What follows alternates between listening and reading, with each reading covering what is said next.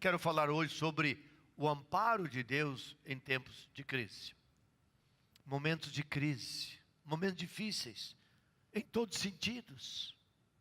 E esse momento não era diferente na história de Davi, quando Davi, ele também escreveu o Salmo 27. Davi estava vivendo um momento difícil na sua vida. O texto diz que, e os estudiosos de escolas dizem, tudo indica que quando Davi escreveu esse salmo, ele ainda não havia sido coroado rei de Israel. Davi estava agora fugindo, ele era um fugitivo, porque o rei Saul, que havia perdido, Deus tirou sobre ele o Espírito Santo por causa da sua desobediência, e agora Saul sabia que ele seria o sucessor, e Davi começou a ser perseguido por Saul e o seu exército. E agora Davi se encontra nesse estado. Ele revela que de fato ele estava correndo risco de vida. Primeira verdade, versículos de 1 a 6. O temor das circunstâncias. Davi, ele revela isso nos versículos de 1 a 6 nesse salmo. Ele está falando de várias circunstâncias, muitas delas eu já disse aqui, ameaça em torno dele. E Davi, que nos mostra isso, é que ele não ignorou aquelas circunstâncias ameaçadoras na sua própria vida, ao seu próprio redor, mas pela fé ele buscou o Senhor, examinou a palavra de Deus, examinou essas circunstâncias que estavam ao redor dele, segundo o texto. De que forma? Do ponto de vista de Deus. Como Deus vai agir nessa situação, nas circunstâncias da minha própria vida. E nós sabemos que no caso dele era momento de perseguição e morte. E não é muito diferente do que nós estamos vivendo, de uma certa outra maneira. Por isso, quando nós lemos Hebreus, e é interessante como o autor aos Hebreus, lá no capítulo 12, ele nos encoraja a atravessarmos as circunstâncias da nossa vida. E olha o que está lá, Hebreus 12, está com sua Bíblia aí? Hebreus 12, versículos de 1 a 3.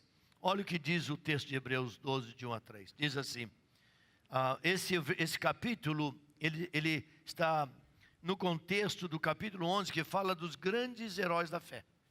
Hebreus 11 é o capítulo da fé. Fala de pessoas, homens e mulheres que, diz o texto, que o mundo não era digno de tê-los aqui. Eram pessoas tão extraordinárias que este mundo não merecia ter esses homens. E agora no capítulo 12, na verdade, nós somos chamados para seguir este grande exemplo que nos inspira. E diz assim, portanto, também nós, visto que temos a rodear-nos tão grande nuvem de testemunhas, desembaraçando-nos de todo o peso e do pecado. Irmãos, muitas coisas embaraçam a nossa vida, amarram os nossos pés, por causa da nossa falta de intimidade com o Senhor. E o pecado que vem de diversas formas na nossa vida. E você sabe o que é pecado. Você não sabe, vou te dar uma definição muito simples. Pecado é tudo que você faz escondido, tudo que você faz no escuro, tudo que você faz como ninguém pode ver. Isso é pecado. Agora você tira a sua conclusão.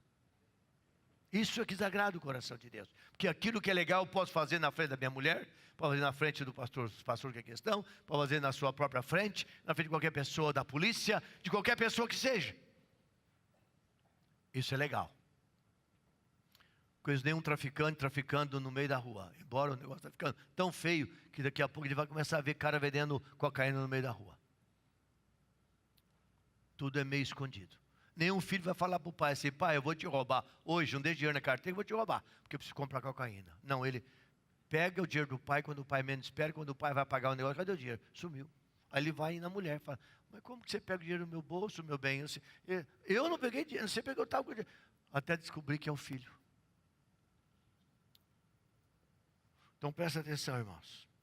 Desembaraçando-nos de todo o peso e pecado, que tenazmente nos assedia. Esse assédio é forte, ele é tremendo, ele é terrível. Aí ele diz, corramos É uma atitude, e ele fala com perseverança, é correr com perseverança. Quando eu corro com perseverança, há determinação no meu coração, a carreira que nos está proposta por Cristo. Essa vida com compromisso com Jesus. Aí ele diz, olha aqui o conselho, olhando onde vão os nossos olhos, não para as circunstâncias. Daí o temor das circunstâncias na vida de Davi. Olhando firmemente para o autor e consumador da fé, Jesus Cristo. É o que diz o texto. Jesus Cristo. O qual, em troca da alegria que lhe estava proposta, suportou a cruz. Suportou a cruz, não fazendo caso da ignomínia, da vergonha. Ignomínia é vergonha. Está sentado à destra do trono de Deus. Agora veja só o verbo que ele usa no versículo 3. Considerai. Você precisa raciocinar. Isso requer de nós uma reflexão. Você tem que analisar os pontos positivos e negativos. Se vale a pena ou não vale a pena. Se vai, na verdade, gerar coisas boas ou coisas ruins. Considerai, e é o imperativo. Considerai, pois atentamente aquele, quem? Jesus Cristo, que suportou todas essas coisas. Que suportou tamanha oposição dos pecadores contra si mesmo, nossos pecados, para que não vos fatigueis. Caso contrário, meus irmãos, nós estamos destruídos e jogados no chão, na terra, no pó. Para que não vos fatigueis desmaiando em vossa própria alma. O Senhor, na verdade, era tudo o que Davi precisava. Ele tinha consciência disso. Embora havia um temor das circunstâncias. Mas ele sabia para quem ele ia olhar. Como nós vimos. E estou citando o Novo Testamento. E diz então, o Senhor era tudo o que ele precisava. Como também o Senhor, irmãos, é tudo o que nós precisamos. O que nós mais precisamos é de Deus. Nós precisamos ir para a cruz, meus irmãos, minhas irmãs, todo dia. Nós precisamos reconhecer quem Cristo é na nossa vida, o lugar dele, o papel dele, a obra dele na nossa vida. Nós não estamos aqui para enfeitar nenhum santuário nos domingos e perfumar o ambiente, mas nós estamos aqui para sermos cheios dele, para ganharmos vidas lá fora. Sabe qual deveria ser a nossa meta? Todo domingo, quando você terminar o culto, você tem que falar lá no seu coração, quem que eu vou ganhar para Cristo essa semana? Lá no meu trabalho, vou falar com alguém, onde eu moro, no meu vizinho, quando eu vou estacionar o carro, ele está estacionando também. Quando eu desço o elevador, eu crio um ambiente de simpatia, que me atrai, eu começo a ganhar o coração das pessoas. Eu faço isso no meu prédio, irmãos. Eu sou amigo de todas as pessoas do prédio. Todo mundo sabe quem eu sou, conhece a mim, conhece a minha esposa, sabe que eu sou pastor, me chamam como pastor, etc. Mas na hora da crise eles procuram a gente no prédio. Mas você ganha o coração das pessoas.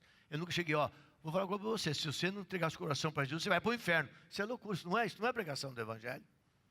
Mas você começa a ganhar o coração das pessoas com a sua simpatia, sendo uma pessoa boa, falando com as pessoas, não sendo orgulhoso, não sendo vaidoso, sendo cordato. E as pessoas falam assim, olha, esse pessoal aqui é diferente. Aí quando você fala, quando você convida, quando você quer fazer algo, você quer fazer uma oração, as portas estão abertas. É o que mais precisamos. O que mais Davi precisava era do Senhor. E é o que nós mais precisamos hoje. Irmãos, a Bíblia diz que Deus é a nossa luz. A Bíblia diz que Deus é a nossa luz. Na verdade, é uma figura que nós temos desde o Velho Testamento, Novo Testamento, para falar quem Deus é.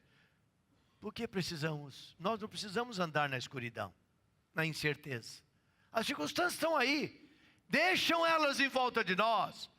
Mas nós estamos solidificados naquele que é a nossa luz. Ele é a nossa força. Por isso não precisamos temer nada. Porque Ele é nem as nossas fraquezas. Porque nós somos fracos. Todos nós aqui somos fracos. Eu sou fraco. Todos nós passamos momentos de medo na vida por certas circunstâncias. Mas nós sabemos que Ele é a nossa força. Ele é a nossa salvação. Portanto, a vitória é certa na nossa vida. Que coisa maravilhosa é ter Jesus no coração. Saber que Ele é o nosso Senhor. Ele é o nosso pastor. Conosco Ele caminha, Ele vai à nossa própria frente. Sabe, irmãos, Davi sabia que a parte mais importante na sua vida é aquela que somente Deus podia conhecer. A sua oração revela isso no Salmo 27. Na verdade, essas convicções, elas eram inegociáveis na vida de Davi. Irmãos, o Evangelho é inegociável na nossa vida. Os princípios da palavra de Deus são inegociáveis na nossa vida. Nós não podemos negociar com nada, ouça, nada neste mundo. Por mais encantador que seja, nós podemos negociar. E quantas vezes nós vemos aí no nosso meio, pessoas negociando o que jamais poderia ser negociado. Por isso que o texto vai mostrando a sua obediência e a sua prioridade. Davi tinha prioridade no seu coração. Então, ele diz que ele se escondia em Deus. A sua obediência, a sua confiança, ele se escondia em Deus. Como Jesus Cristo é, na verdade. E precisa ser constantemente o nosso esconderijo. Agora vejam só os versículos 4 e 6. Versículo 4 e 6, ele continua a sua oração e diz: uma coisa eu peço ao Senhor e a buscarei, que eu possa morar na casa do Senhor durante todos os dias da minha vida, para contemplar a beleza do Senhor. O 5, pois no dia da minha luta, da adversidade, Ele me ocultará no seu pavilhão, e no recôndito do seu tabernáculo me acolherá. Elevar-me-á a torre sobre uma rocha. Agora será exaltado minha cabeça acima dos inimigos que me cercam. No seu tabernáculo oferecerei sacrifício de júbilo e cantarei e salmodiarei. Irmãos, aqui nós encontramos essas figuras: casa de Deus, recôndito, pavilhão, tabernáculo, para mostrar que Davi, embora das circunstâncias, ele estava protegido nesse lugar. O judeu nunca teve o entendimento dos atributos de Deus. Ele não entendia os atributos de Deus. O judeu entendia que Deus estava no templo. Para encontrar com Deus, tinha que entrar no templo lá em Jerusalém. Por isso que o maior castigo do judeu era tirá-lo de lá de Jerusalém. O judeu saindo de Jerusalém, ele não tinha onde cultuar, porque ele só podia encontrar Deus no templo. E o grande castigo do povo quando saiu foi: aonde vamos adorar agora? Deus, não podemos ver Deus mais, não tem templo aqui. Mas ele usa essa figura, na sua cultura daquela época. Quando ele usa casa de Deus, quando ele usa essa expressão que está aqui no texto, quando ele fala, então, em segundo lugar, do tabernáculo, quando ele fala do pavilhão, ele está dizendo assim: ele estava agora escondido dentro, guardado, protegido. Aqui estão as circunstâncias, mas eu estou lá dentro, eu estou protegido, guardado, sustentado por aquele que cuida de mim, embora, apesar das circunstâncias da minha própria vida. Ali o crente então se sente seguro. Ali o crente se sente amparado. E na verdade, irmãos, Jesus é essa tenda na nossa vida, aonde nós estamos amparados e sustentados. Lá no Antigo Oriente, essa é uma figura quando um hóspede recebia uma pessoa. Na verdade, quando o hospitaleiro recebia um hóspede, quando recebia na sua tenda um visitante, o hospedeiro era responsável pela segurança e pela provisão do visitante. Na verdade, aquela tenda agora, para o visitante, se tornava numa fortaleza. Ele se sentia totalmente guardado e protegido onde ele estava, porque o dono da tenda era responsável para prover para ele e para guardá-lo também. Essa é a ideia de Davi. Quando ele diz aqui no versículo 4, uma coisa eu peço ao Senhor e a buscarei, que eu possa morar na casa de Deus, na casa do Senhor, todos os dias da minha vida. Mas há uma segunda verdade aqui, irmão. A segunda verdade nós encontramos nos versículos 7 a 10. Eu preciso caminhar rapidamente aqui, por causa do nosso horário. Diz o versículo 7 a 10, aqui fala do medo do fracasso. De um lado, na verdade, o temor das circunstâncias, Mas Davi, ele estava no recôndito, ele estava dentro do pavilhão. Davi estava parado. Então as circunstâncias estavam do lado de fora, ele era guardado. E segundo, o medo do fracasso. A confiança de Davi no Senhor não o impediu, na verdade, de se preocupar consigo mesmo.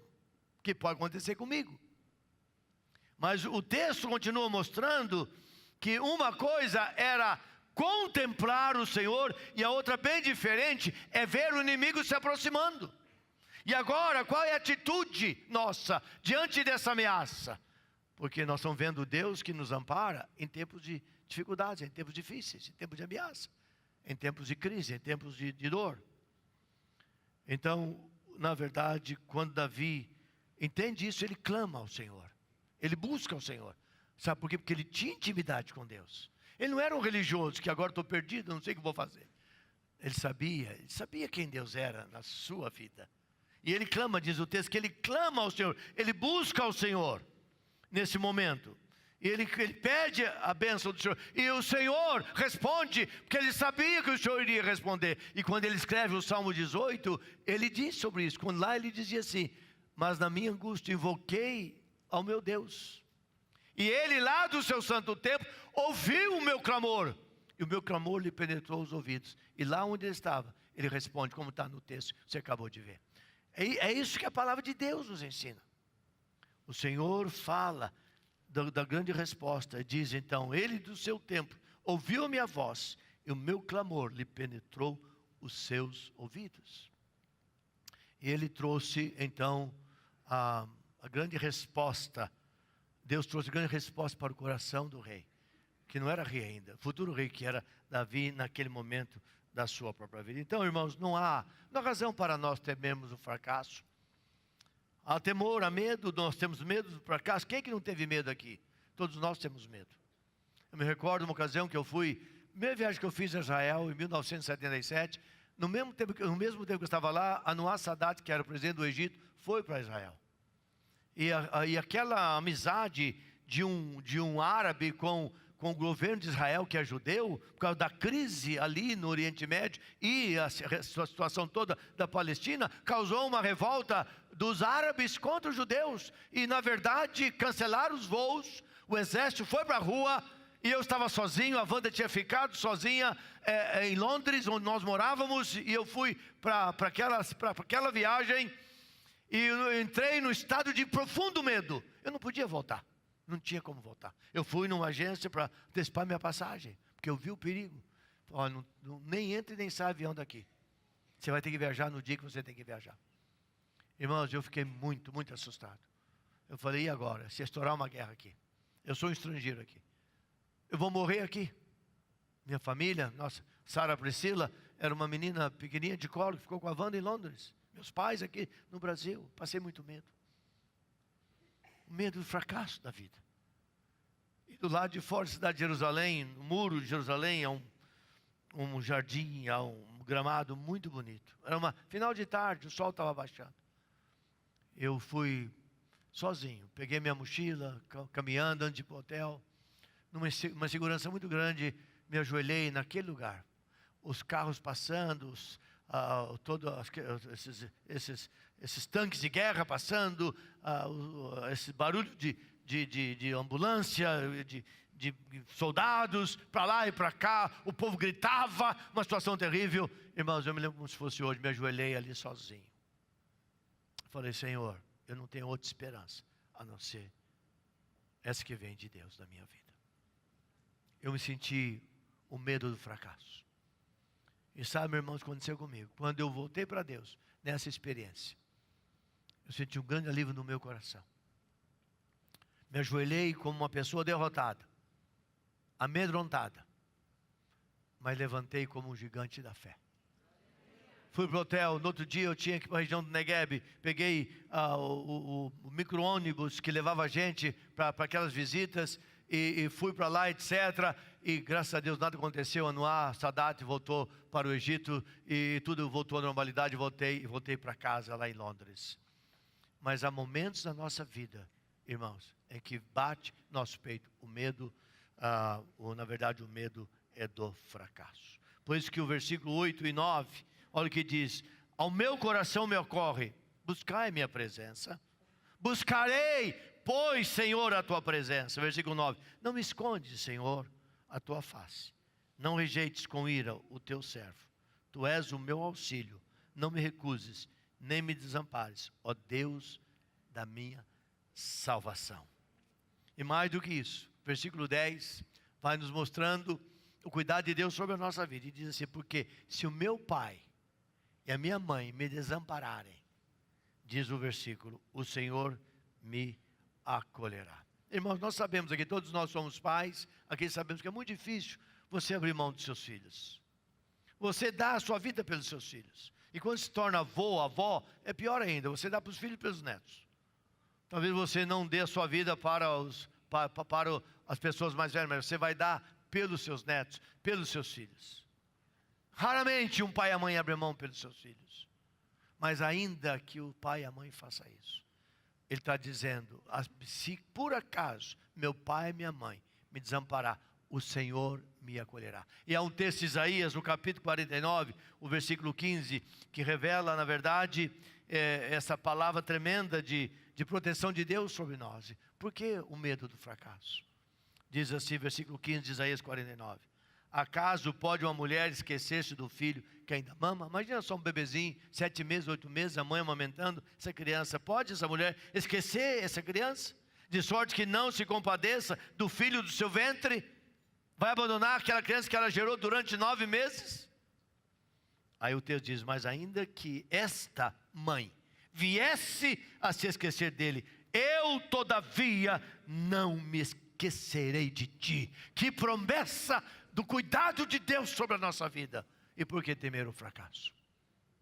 Mesmo quando nós estamos no meio de toda essa situação. Em terceiro e último lugar, meus irmãos, minhas irmãs, os versículos 11 e 14 desse salmo, na oração de Davi, fala no medo da insegurança com o futuro.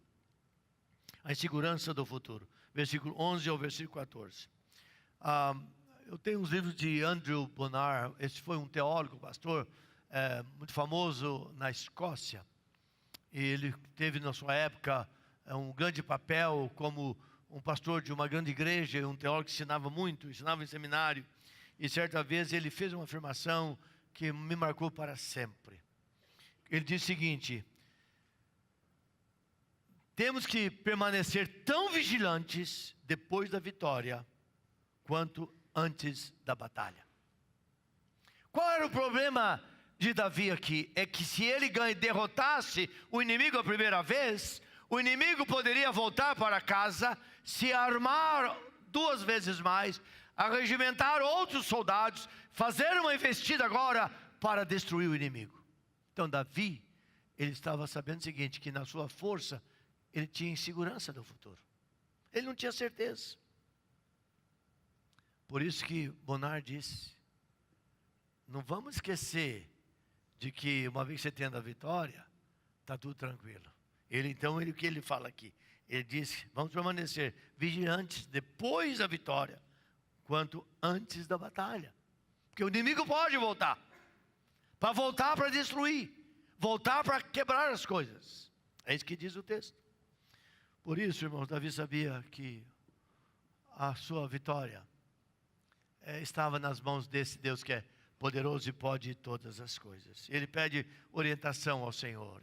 Ele ora, clama ao Senhor. O versículo 13 vem e diz: eu creio que verei a bondade do Senhor. E nisso ele descansa. A bondade do Senhor viria para garantir o seu futuro, para protegê-lo diante do medo, do ataque, das circunstâncias que poderiam gerar essa insegurança no seu próprio coração. Ele diz: eu creio. Era a fé dele. Daí a grande diferença na vida do crente, quando ele tem intimidade com Deus. Ele caminha próximo de Deus. O seu coração tem intimidade com o coração do Pai. Isso que diz o versículo 13, segundo a oração de Davi. Então a bondade de Deus, na verdade, irmãos, nunca se esgota. Ela nunca é pouca. Ela nunca, na verdade, desaparece. Ela é permanente. E a grande chave é a fé. E a confiança que nós temos no Senhor. É a confiança em Deus. Irmãos, todos nós precisamos disso na nossa vida. Caminhar sabendo quem nosso Deus é. Caminhar sabendo quem Jesus Cristo é e o papel dele na nossa vida. E para concluir,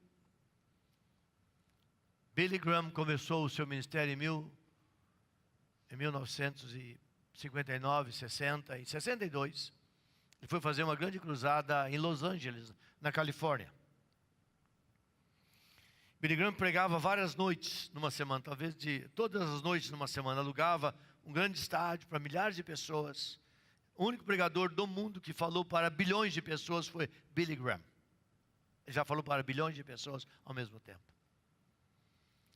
E nessa primeira campanha cruzada sua, depois de 2 ou 3 noites, ele volta para o hotel e lá estava um cidadão de Los Angeles, bêbado. Ele falou: Mr. Billy Graham, eu gostaria que o senhor orasse por mim. Ele falou: não vou orar por você porque você está bêbado. O bêbado não entende as coisas. Não vou orar por você. Ele falou: você fica aqui no hall do hotel, a hora que passar o efeito do álcool, eu desço para conversar com você. Ele estava meio bêbado, sentou ali numas poltronas do hall do hotel, acabou dormindo, passou o efeito do álcool na pessoa, Billy Graham desceu. Porque Billy Graham disse: eu não adianta fazer oração para um bêbado, eu preciso levar esse bêbado a Jesus Cristo, para que ele mude, seu coração seja mudado, as circunstâncias da sua vida seja mudada, e ele seja uma pessoa diferente. Irmãos, é uma longa história que ele conta na sua biografia, da história deste homem chamado Stuart Hamblin. Naquela madrugada, Billy Graham levantou 2, 3 horas da manhã para encontrar com este homem que já havia recuperado por causa do sono, passou o efeito do álcool, e ele conduziu este homem a Jesus Cristo. Ele era um ator de Hollywood, mas naquele dia ele estava bêbado. Havia ido na cruzada, e ali ele sentiu vontade de pedir uma oração para Billy Graham. E a partir daquele dia, a sua experiência com Cristo foi tão forte, que toda a sua história de vida começou a mudar. Ele já não mais tinha prazer em Hollywood. Ele não conseguia mais fazer aquelas coisas que ele fazia antes. Porque agora o seu coração era outro coração. Seus princípios eram outros princípios. Seus valores eram outros valores. E não coincidiam. Ele não passou mais a ser uma pessoa tão importante para Hollywood. Embora sendo uma pessoa de uma família sacerdotal. Não sei se o pai dele, o avô dele era pastor metodista. Mas ele entrou pelo mundo afora e deixou o inimigo tomar conta do seu coração, da sua mente. Foi para o mundo da bebida, pela vida fácil e que todo mundo conhece de Hollywood. Mas Deus mudou a vida deste homem naquele dia. E ele decidiu então agora criar o seu próprio ministério através de uma rádio e com um programa chamado O Cowboy do rádio. E ali ele falava, ele dava o seu testemunho e também rodava músicas e passou a ser um compositor. E uma das suas canções, que marcou inteiramente a vida de muitas pessoas, eu vou ler o que ele diz aqui, apenas a primeira frase. Ele diz o seguinte: não sei o que o futuro colocará nas minhas mãos. Eu não sei o que o futuro vai trazer nas minhas mãos. Mas eu conheço que aquele que tem, mas eu conheço aquele que tem o futuro em suas mãos. E ele passou agora a sua vida a ser dirigido pela convicção daquele que tem o nosso futuro nas suas mãos, que é Jesus Cristo.